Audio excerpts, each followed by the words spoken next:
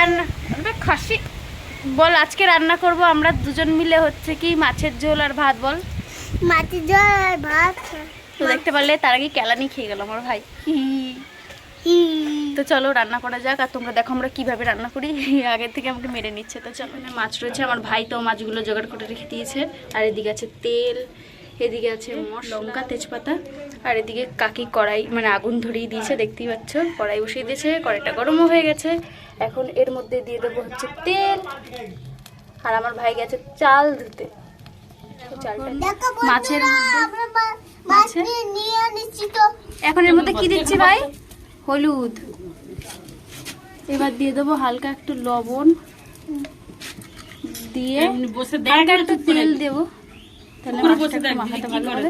এবার মাছটাকে এবার মাখিয়ে নে তো, মাছটাকে মাখা। হ্যাঁ, মাছটাকে এখন ভালো করে মাখিয়ে নে তো। এখন এদিকে ভাই মাছটাকে মাখিয়ে নিচ্ছে, দেখতেই পাচ্ছ। আর এদিকে কড়াই গরমও হয়ে গেছে, দেখো গরম হয়ে গেছে।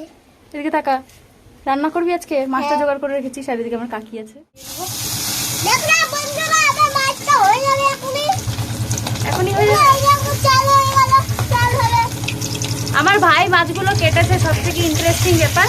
আমার থেকেও ভালো মাছ কাটে আমার ভাই। চলো মাছগুলো এখন কড়াইতে দিয়ে নিয়েছি, এখন ভালো করে ভেজে নিই, তারপর আবার দেখা হবে। তো মাছ ভাজা হয়ে গেছে, এটাকে এখন নামিয়ে নেব। মাছ ভাজা হয়ে গেছে, দিদি খাবে দেখবা। দিদি খাবে নাকি তুই খাবি? আর আমি মাথা খাবো ফার্স্টে। তুই মাথা খাবি? দেখো এই যে আমার ভাই মাথা খাবে বলছে। দারুণ হবে দেখো। একটু বেশি তেল দিয়ে রান্না করব, তাহলে বেশি টেস্ট হবে।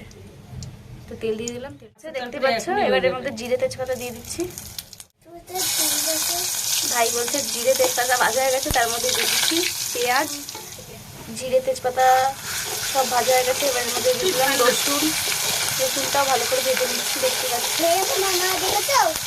এই দেখো, ও বলছে এই যে আমার মা দেখেছো, আর এই যে আমার ভাই। এখানে আমার ভাত রান্না হবে, তা আগুন ধরাচ্ছি কাকি। এদিকে আমি রান্না করছি। আদা বাটা,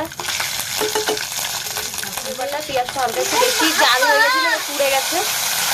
একটু আর লঙ্কা সব কিছু দিয়ে দিচ্ছি, হলুদ আর লবণ দিয়ে দিচ্ছি। মশলাটা কষিয়ে নেবো। এখন ঝোলের মধ্যে মাছ দিয়ে দিচ্ছি, দেখতে পাচ্ছ। আর আগুন প্রচুর জ্বলেছে।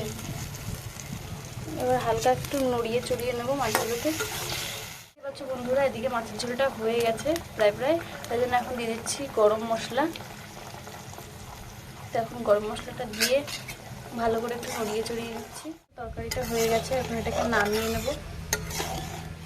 এদিকে মাছের ঝোল রান্না কমপ্লিট, এখন আমি এটা নামিয়ে নিয়েছি। ফ্রেন্ড দেখতেই পাচ্ছ, এখানে আমি রান্না করেছি হচ্ছে মাছের ঝোল, আর এইদিকে রান্না করেছে ভাই ভাত। দেখতেই পাচ্ছ ভাইকে ভাত দিয়ে দিয়েছি। এখানে আছে মাছের ঝোল আর ভাত, এখন ভাই খাবে। তো ভাই খেয়ে দেখা কেমন হয়েছে রান্নাটা?